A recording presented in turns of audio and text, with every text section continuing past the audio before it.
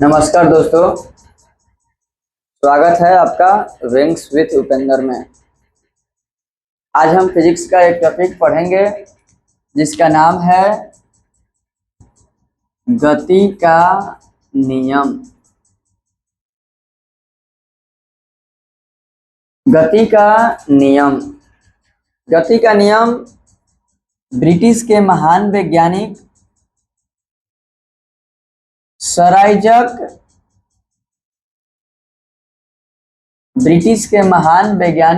Isaac Newton ने दिया था। सर आइजक न्यूटन ने सन 1686-87 में अपनी पुस्तक फिलोसफिया नेचुरलाइज प्रिंसिपिया मैथमेटिका गति संबंधित नियम न्यूटन ने सन 1686-87 ईस्वी में अपनी पुस्तक फिलोसफिया नेचुरलाइज प्रिंसिपिया मैथमेटिका में दिया। इन्होंने किसी पिंड पर लगने वाले बाह्य बल, यानी न्यूटन ने किसी पिंड या किसी वस्तु पर लगने वाले बाह्य बल, यानी किसी पिंड पर लगने वाले बाह्य बल के आधार पर गति संबंधित नियम दिया, जिसे न्यूटन का गति नियम कहते हैं।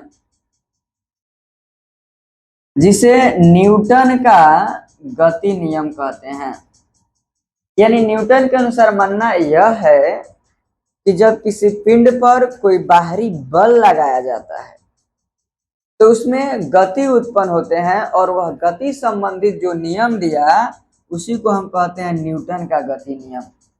यानी जब किसी बाह्य पिंड पर बल लगाया जाता है तो उसमें गति उत्पन्न होता है।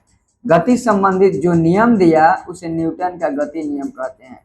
यह नियम 1686-87 ईस्वी में न्यूटन अपने पुस्तक फिलोसफिया नेचुरलाइज प्रिंसिपिया मैथमेटिका में दिया। गति संबंधित न्यूटन ने 3 नियम दिए।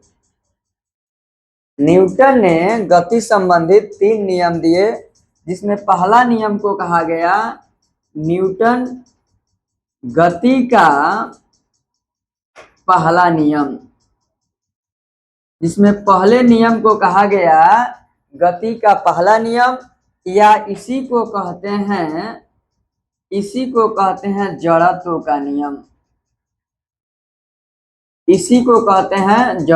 नियम। गति के दूसरे नियम को हम कहते हैं गति का दूसरा नियम, या इसी का एक और नाम है संवेग का नियम। गति संबंधित तीसरा नियम दिया, जिसे कहते हैं गति का तीसरा नियम, या इसी को कहते हैं क्रिया प्रतिक्रिया का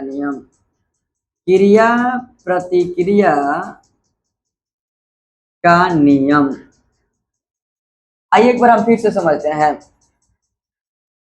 ब्रिटिश के महान वैज्ञानिक सर आइजक न्यूटन ने किसी पिंड पर लगने वाले बाह्य बल के आधार पर उत्पन्न गति से संबंधित नियम दिया, जिसे न्यूटन का गति नियम कहते हैं। इनका पूरा नाम सर आइजक न्यूटन है। इन्होंने अपने पुस्तक फिलोसफिया नेचुरलाइज प्रिंसिपिया मैथमेटिका में सन 1686-87 ईस्वी में गति से संबंधित नियम दिया। न्यूटन ने गति से संबंधित 3 नियम दिया, जिसमें गति का पहला नियम, गति का दूसरा नियम एवं गति का तीसरा नियम। गति के पहला नियम का एक और नाम है जिसे हम कहते हैं जड़त्व का नियम, या गति का दूसरा नियम का नाम है संवेग का नियम, एवं गति के तीसरा नियम का नाम है क्रिया प्रतिक्रिया का नियम।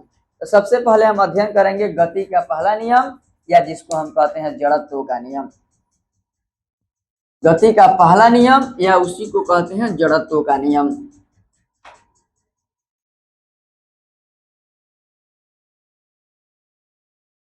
आइए हम अध्ययन करते हैं गति का पहला नियम।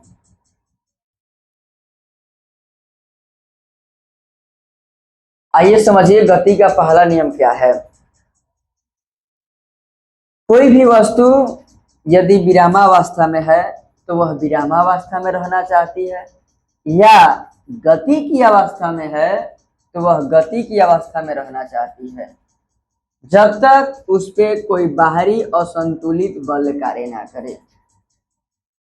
अर्थात यदि कोई वस्तु विराम में है तो विराम में रहना चाहती है, गति में है तो गति में ही रहना चाहती है। यह तब तक अपनी स्थिति को बनाए रखेगी जब तक कोई बाहरी असंतुलित बल कार्य ना करे, जब तक कि कोई बाहरी असंतुलित बल कार्य ना करे। गति का पहला नियम क्या है, एक बार फिर से समझिए।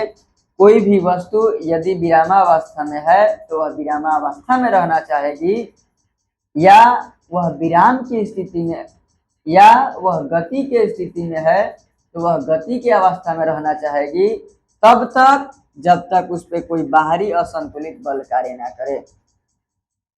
इस गति के पहला नियम को हम जड़त्व का भी नियम कहते हैं। इस गति के पहला नियम को हम जड़त्व का भी नियम कहते हैं। तो आइए समझते हैं जड़त्व क्या है। जड़त्व क्या है, जिसका इंग्लिश होता है इनर्शिया।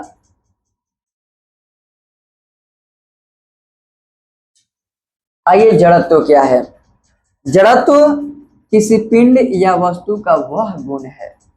जड़त्व किसी पिंड या वस्तु का वह गुण है जिसमें कोई वस्तु विरामावस्था या गति की अवस्था के विरोध करता है, जिसमें कोई वस्तु विरामावस्था या गति की अवस्था का विरोध करता है।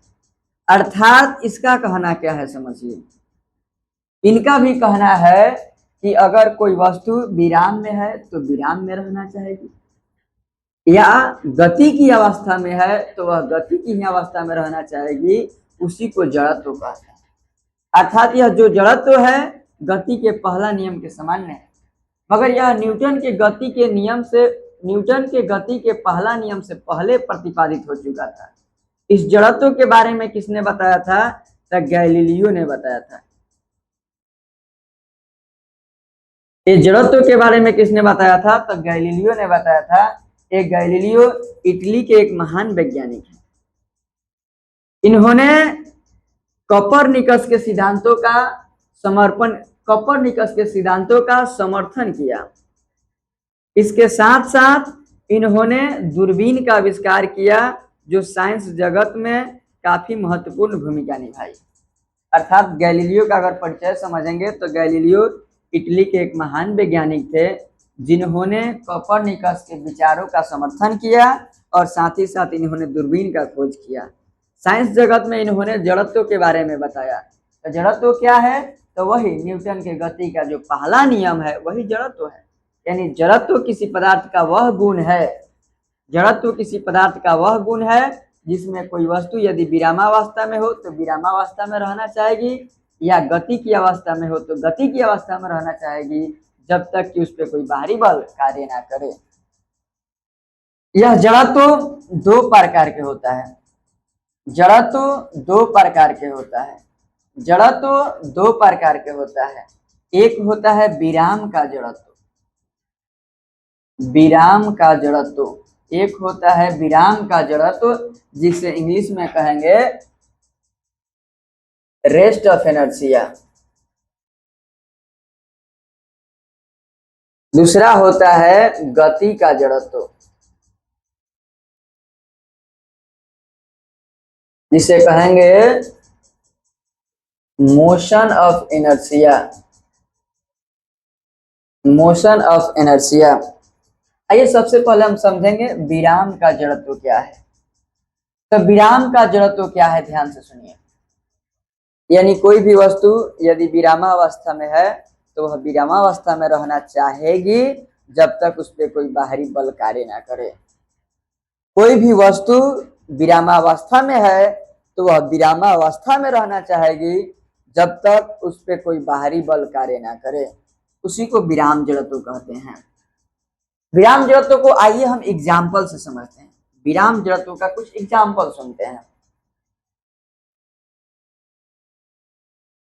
कोई बस या गाड़ी रुकी हुई है, यदि अचानक से उसमें गति लाते हैं, यानी बस या गाड़ी को अचानक से गति में लाते हैं, अचानक से गति में लाते हैं, तो उसमें बैठा सवारी पीछे की ओर झुक जाता है या पीछे की ओर गिर जाता है। यह विराम जड़त्व का उदाहरण है। यानी पहला विराम जड़त्व का उदाहरण है कि जब बस या किसी गाड़ी को अचानक गति में लाते हैं तो बैठा हुआ सवारी पीछे की ओर गिर जाता है या झुक जाता है। दूसरा एग्जाम्पल समझेंगे हम। दूसरा एग्जाम्पल क्या है? जब किसी पेड़ की डाली को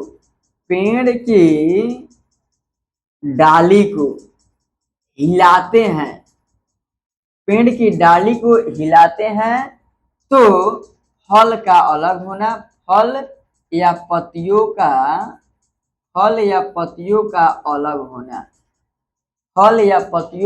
अलग होना। जब पेड़ की डाली को हिलाते हैं तो फल या पत्तियों का अलग होना विराम जड़त्व का उदाहरण है।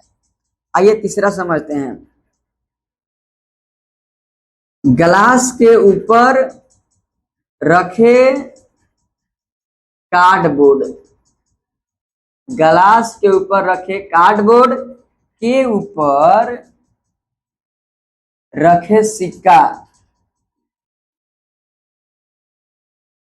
सिक्का को गिलास में गिरना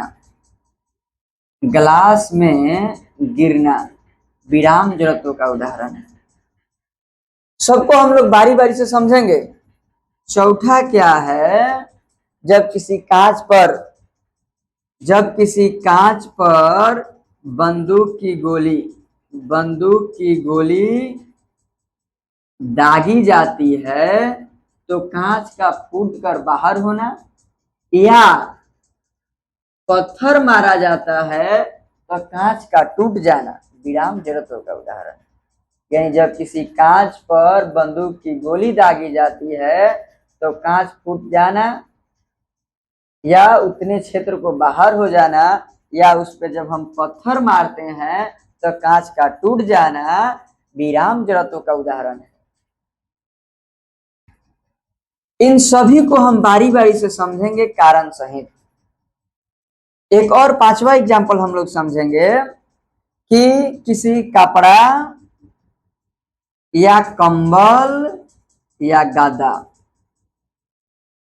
को डंडा से पीटते हैं तो धुलकन का अलग होना, को डंडा से पीटते हैं तो धुलकन का अलग होना। यानी किसी कंबल, चादर या गद्दा को डंडा से पीटते हैं तो धुलकन का अलग होना विराम जड़त्व का उदाहरण है। प्रश्न पूछेगा कि जब डंडा से पीटते हैं तो धुलकन का अलग होना कौन सा जड़त्व है? विराम जड़त्व। किसी कार्डबोर्ड से सिक्का को गिलास में गिरना किस जड़त्व का उदाहरण है? विराम जड़त्व। आखिर आइए इसमें विराम जड़त्व कैसे है इसको समझते हैं। पहला, बस या गाड़ी को अचानक गति में लाने से बैठी सवारी को पीछे की ओर गिरना या झुकना। जब हम बस या गाड़ी को अचानक से गति में लाते हैं तो उसमें बैठा हुआ सवारी पहले से विराम में होता है और विराम में रहने के कारण वह पीछे की ओर झुक जाता है, क्योंकि कोई भी वस्तु अपनी स्थिति को बनाए रखना चाहती है। दूसरा, पेड़ की डाली को हिलाते हैं तो फल या पत्ती को अलग होना या नीचे गिरना। तो नीचे गिरने के लिए तो सबसे पहला कारण है कि गुरुत्वाकर्षण के कारण नीचे गिर रहा है। एक दूसरा कारण यह भी है कि इसमें विराम जड़त्व है। जब पेड़ की डाली को हिलाते हैं तो डाली गति की अवस्था में आ जाता है और फल और पत्तियां विराम की ही अवस्था में रहता है, जिसके कारण उससे अलग हो जाता है। जब एक गिलास के ऊपर रखे कार्डबोर्ड के ऊपर रखे सिक्के को, जब हम कार्डबोर्ड को अचानक से खींचते हैं तो कार्डबोर्ड गति में आ जाता है, परंतु उस पर रखा हुआ सिक्का विरामावस्था में रहने के कारण गिलास में गिर जाता है। आइए उसको चित्र सहित देखते हैं। यानी यह एक गिलास है और इसके ऊपर हम रखे हैं एक कार्डबोर्ड और इस कार्डबोर्ड के ऊपर सिक्का है। जब इस कार्डबोर्ड को अचानक से खींचेंगे तो कार्डबोर्ड पर बाहरी बल लगने के कारण यह गति की अवस्था में आ जाएगा, परंतु यह विराम में था सिक्का, तो यह विराम में रहने के कारण सीधे सिक्का नीचे गिर जाएगा। इसलिए यह स्पष्ट हो रहा है कि कोई भी वस्तु विराम में है तो विराम में रहना चाहती है, जब तक कि उस पर कोई बाहरी बल कार्य ना करे। अगर हम बाहरी बल यहाँ लगा रहे हैं तो यही गति में होगा, जबकि सिक्का विराम में होगा। यहाँ एक पेड़ की डाली में बल लगा रहे हैं तो डाली गति में जाएगा, परंतु पत्तियां और फल विराम में रहने के कारण नीचे गिरेगा। जब बस में हम फोर्स लगाएंगे तो बस गति में जाएगा, परंतु उसमें बैठा हुआ सवारी जो होगा विराम में रहने के कारण पीछे घसक जाएगा। कांच और बंदूक की गोलियां वैसे ही उदाहरण है। जब किसी कांच पर पत्थर को मारते हैं तो कांच के संपूर्ण भाग, यानी जितना दूर में पत्थर लगता है वह गति में आना चाहता है, इसलिए क्या होता है, टूट जाता है। मगर वही जब बंदूक की गोली से दागते हैं तो उसका तेज गति होने के कारण जितना दूर गोली का आयतन या क्षेत्रफल होता है उसको भेद कर कांच बाहर हो जाता है। बाकी सभी कांच विराम में ही रहना चाहता है और ही विराम की स्थिति बनाए रखना चाहता है और विराम में रहता है। इसलिए क्या होता है, गोली भेदने से कांच नहीं फूटता है, मगर एक पत्थर को भेदने से कांच फूट जाता है, क्योंकि संपूर्ण कांच गति की अवस्था में आना चाहता है। एक बार फिर से समझिएगा, जब किसी कांच पर पत्थर को मारते हैं तो कांच टूट जाता है, जबकि बंदूक से गोली को मारते हैं तो कांच नहीं टूटता है। जब पत्थर से मारते हैं तो पत्थर का वेग कम होता है और क्षेत्रफल ज्यादा होता है, जिसके कारण इस संपूर्ण कांच को गति में लाने की प्रयास करता है, इसलिए टूट जाता है। जबकि वही जब गोली को दागते हैं तो इसका क्षेत्रफल छोटा होने के कारण वह अपने ही क्षेत्र के कांच को भेद कर पार हो जाता है और बाकी संपूर्ण कांच विराम में ही रहता है, इसलिए कांच में कोई प्रभाव नहीं आता है। ये सभी उदाहरण जो हैं विराम जड़त्व के उदाहरण हैं और एग्जाम में पूछे जाते हैं।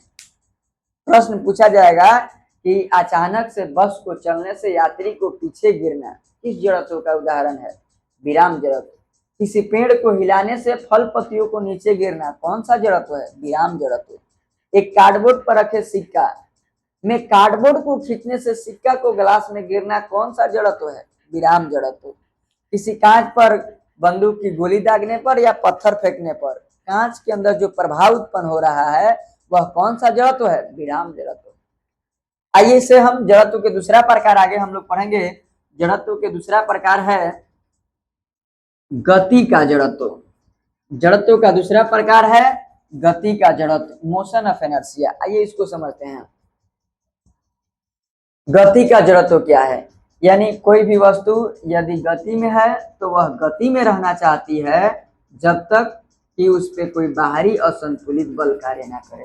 अर्थात गतिशील वस्तु गतिशील रहना चाहती है जब तक कि उस पर कोई बाहरी बल कार्य ना करे, जब तक कि उस पर कोई बाहरी बल कार्य ना करे। इसका आइए एग्जाम्पल समझते हैं। इसका एग्जाम्पल क्या है, ध्यान से सुनिएगा। चलती हुई गाड़ी,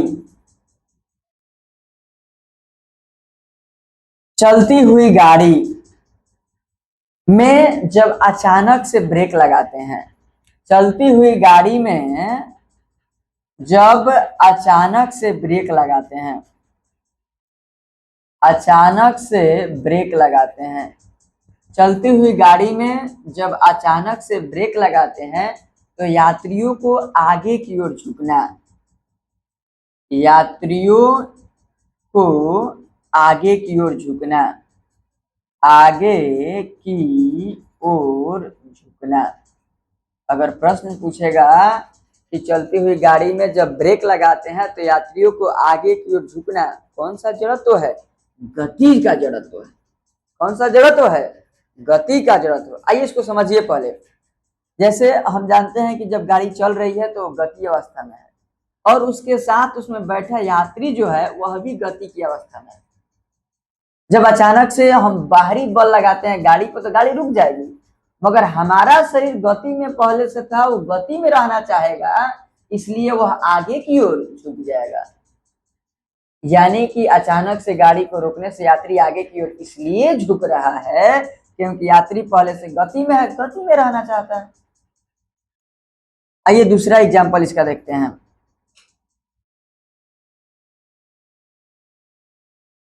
एक घोड़ा पर सवार व्यक्ति, घोड़ा पर सवार व्यक्ति अचानक से घोड़ा को रोकने पर, घोड़ा को रुकने पर आगे की ओर गिर जाता है, आगे की ओर गिर जाता है। यानी घुड़सवार व्यक्ति में जब घोड़ा अचानक से रुकता है तो घुड़सवारी व्यक्ति आगे की ओर गिर जाता है। यह किस जड़त्व का उदाहरण है? तो गति का जड़त्व। जैसे इसको समझते हैं, जब घोड़ा दौड़ रहा होता है तो उस पर बैठा हुआ व्यक्ति और घोड़ा दोनों गति की अवस्था में होता है, परंतु घोड़ा बाह्य बल के कारण रुकता है, परंतु उस पर बैठा व्यक्ति गति की ही अवस्था में रहना चाहता है, इसलिए वह आगे की ओर गिर जाता है। तीसरा एग्जाम्पल होगा, चलती हुई गाड़ी से कूदते यात्री आगे की ओर दौड़ते हैं, आगे की ओर दौड़ते हैं। यह भी किस जड़त्व का एग्जाम्पल है? तो गति का जड़त्व का एग्जाम्पल है। कुल मिलाकर हम एग्जाम्पल से यह समझें कि विराम का जड़त्व क्या है, गति का जड़त्व क्या है। आपके एग्जाम में यह क्वेश्चन आता है कि विराम जड़त्व से आप क्या समझते हैं, एग्जाम्पल उदाहरण सहित समझाएं। यह भी क्वेश्चन बनता है कि गति जड़त्व से आप क्या समझते हैं, उदाहरण सहित समझाएं। यह ऑब्जेक्टिव प्रश्न बनते हैं कि चलती हुई गाड़ी से यात्री जब कूदता है तो आगे की ओर दौड़ता है, किस जड़त्व का उदाहरण है? गति जड़त्व। और ये जो विराम जड़त्व और गति जड़त्व है, सभी जड़त्व गति के पहला नियम में आते हैं। अगर प्रश्न पूछ देगा कि किसी पेड़ की डाली को हिलाते हैं तो फल और पत्तियों को अलग होना गति का कौन सा नियम है? गति का पहला नियम है। किसी बस में बैठे हुए यात्री को यदि बस को अचानक से गति में लाते हैं तो यात्री पीछे की ओर मुड़ जाता है, कौन सा गति का नियम है? गति का पहला नियम है। इस गति के पहला नियम अर्थात जड़त्व के नियम का अध्ययन से हमें यह पता चलता है कि एक गति या जड़त्व सभी एक प्रकार के बल की परिभाषा को सूचित कर रहे हैं। अर्थात यहाँ यह हमें अध्ययन हो रहा है कि गति के पहला नियम से बल के परिभाषा प्राप्त होता है। यानी जड़त्व और गति के पहले नियम के अध्ययन से हमें यह ज्ञात होता है कि गति के पहला नियम से बल की परिभाषा प्राप्त होता है। बल की परिभाषा यह पूछा हुआ प्रश्न है। यानी बल की परिभाषा गति के किस नियम से प्राप्त होता है? तो पहला नियम से। बल की परिभाषा किस नियम से प्राप्त होता है? गति के, तो गति के पहला नियम से या जड़त्व के नियम से। दूसरी बात, आइए कुछ इंपोर्टेंट बातें जानते हैं। ये जो जड़त्व है, आपके नजर में लगता होगा कि सभी वस्तुओं में जड़त्व सामान्य होगा, मगर ऐसा नहीं है। जड़त्व जो है सभी वस्तुओं में सामान्य नहीं होता है। ये जड़त्व हल्की वस्तुओं में कम होता है और भारी वस्तुओं का जड़त्व अधिक होता है। अर्थात हम कहना चाहेंगे कि जड़त्व जो है द्रव्यमान के समानुपाती है। जड़त्व जो है द्रव्यमान के समानुपाती है। अगर कोई भारी वस्तु है तो उसका जड़त्व ज्यादा होगा, हल्की वस्तु है तो उसका जड़त्व कम होगा। अर्थात हम जड़त्व की तुलना किससे करेंगे? जी, द्रव्यमान से। इसलिए यहाँ कहा जा सकता है कि जड़त्व का एसआई मात्रक किलोग्राम होगा। जड़त्व का एसआई मात्रक किलोग्राम होगा। इस प्रकार हम गति के पहला नियम पढ़ें। आइए इसके बाद हम अध्ययन करेंगे गति का दूसरा नियम। गति का दूसरा नियम। अब हम पढ़ेंगे गति का दूसरा नियम, या इसी को हम कहते हैं संवेग का नियम। इसी को कहते हैं संवेग का नियम। गति के दूसरा नियम या इसी को कहते हैं संवेग का नियम। आइए ध्यान से सुनिएगा। गति के दूसरा नियम के लिए न्यूटन साहब ने कुछ प्रयोग किया। वह प्रयोग कैसे है इसको समझिए। उन्होंने प्रयोग क्या किया कि किसी एक व्यक्ति को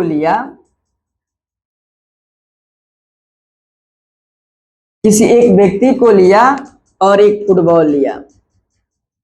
इस फुटबॉल को पैर से मारा तो फुटबॉल गति की अवस्था में आ गई। यही व्यक्ति से क्या किया, एक पत्थर को लिया, और पत्थर को पैर से मारा तो पत्थर कम गति की अवस्था में आई। मगर इन दोनों में कुछ निष्कर्ष निकल कर आया। क्या निष्कर्ष निकल के आया कि जब फुटबॉल को पैर से मारा गया तो पैर में जो चोट लगा अर्थात बल उत्पन्न हुआ वह कम उत्पन्न हुआ, जबकि इस पत्थर को मारा गया तो पत्थर से चोट ज्यादा लगा अर्थात जो पैर में बल उत्पन्न हुआ है, जो पैर में बल उत्पन्न हुआ है ज्यादा उत्पन्न हुआ है। इससे यह स्पष्ट हो रहा है कि जो बल जो है द्रव्यमान पर निर्भर करता है, यानी जो चोट लगने की व्यवस्था है, जो चोट लगने का क्रम है, यह द्रव्यमान पर निर्भर करता है।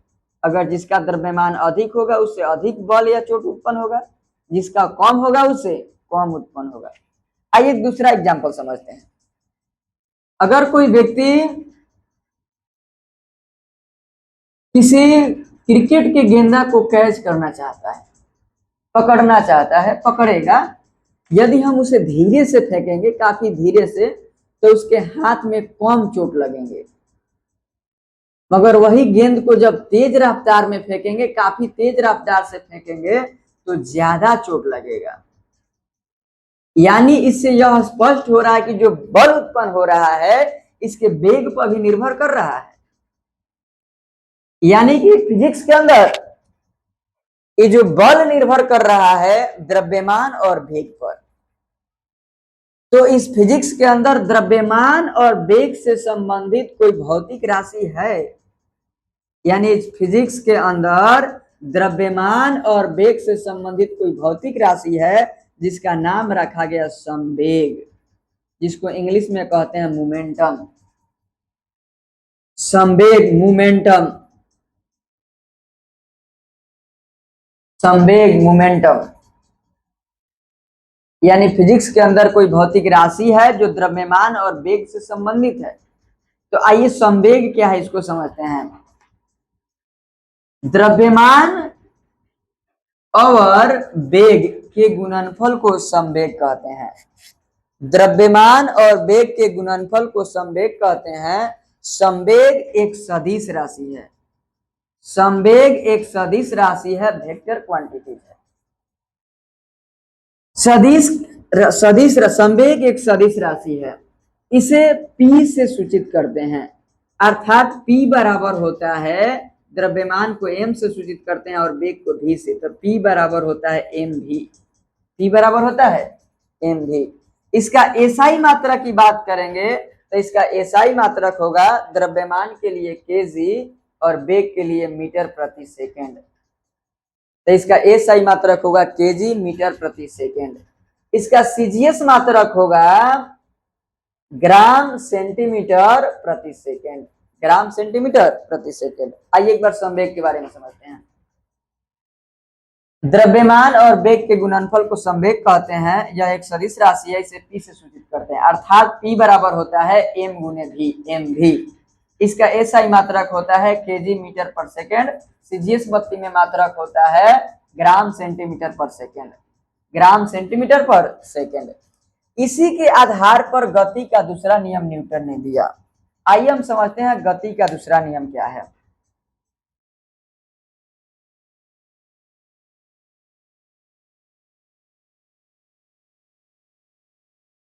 आइए हम समझते हैं गति का दूसरा नियम क्या है। न्यूटन ने गति का दूसरा नियम क्या दिया, तो संवेग परिवर्तन की दर। दूसरा नियम क्या है कि संवेग परिवर्तन की दर बल के समानुपाती होता है।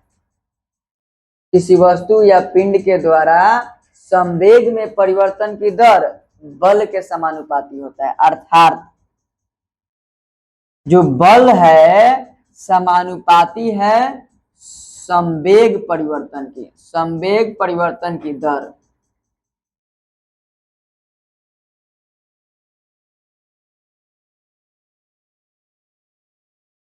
दर का मतलब होता है समय, यानी संवेग परिवर्तन की दर बल के समानुपाती होता है। यह गति का दूसरा नियम है। यानी किसी पिंड में संवेग परिवर्तन का दर बल के समानुपाती होता है। गति का दूसरा नियम क्या है, एक बार फिर से सुनिए। किसी पिंड में संवेग परिवर्तन का दर बल के समानुपाती होता है। किसी पिंड में संवेग परिवर्तन का दर बल के समानुपाती होता है। किसी पिंड में संवेग परिवर्तन का दर का मतलब समय, बल के समानुपाती होता है। आइए बल को हम F से सूचित करते हैं, समानुपाती। संवेग परिवर्तन, जिस प्रकार आप पढ़े थे वेग परिवर्तन का मतलब क्या होता है, अंतिम वेग माइनस प्रारंभिक वेग। उसी प्रकार संवेग परिवर्तन जानेंगे, यानी एक mv होगा अंतिम संवेग माइनस एक mu होगा प्रारंभिक, दोनों को घटा लेंगे तो यही होगा संवेग परिवर्तन। तो संवेग परिवर्तन होगा mv माइनस mu और समय को t से सूचित करते हैं। F समानुपाती होगा, इसमें से दोनों में से m कॉमन हो जाएगा तो v माइनस u बटा t, v माइनस u बटा t। यहाँ देखिए ध्यान से, v माइनस u बटा t को क्या कहते हैं, अगले चैप्टर में हम पढ़े थे v माइनस u बटा t को a कहते हैं, a एक्सेलरेशन। तो F समानुपाती होगा ma और ये समानुपाती हट जाएगा तो F बराबर होगा kma, जहाँ k जो है एक नियतांक है जिसका मान 1 होता है, इसलिए यहाँ से k हट जाएगा तो F बराबर होगा ma। इससे यह स्पष्ट हो रहा है कि न्यूटन के गति के दूसरा नियम से बल का व्यंजक प्राप्त होता है। बल का व्यंजक या सूत्र कह सकते हैं। तो यहाँ से प्रश्न यह पूछेगा कि न्यूटन के गति के दूसरे नियम से क्या प्राप्त होता है, बल का व्यंजक। बल का व्यंजक गति के किस नियम से प्राप्त होता है, तो न्यूटन के दूसरे नियम से। और इसका एग्जाम्पल क्या है, ध्यान से समझिएगा। तो वैसा पिंड या वस्तु जिससे चोट लगता है या चोट पहुंचता है, वैसे स्थिति में जो भी एग्जाम्पल होगा वह गति के दूसरा नियम होगा। जैसे एक कच्चे फर्श और एक पक्का फर्श, तो कच्चे फर्श के तुलना में पक्के फर्श पर अधिक चोट लगता है, यह गति के दूसरा नियम है। क्योंकि पक्के फर्श का द्रव्यमान अधिक हो जाएगा तो उसमें फोर्स अधिक उत्पन्न होगा।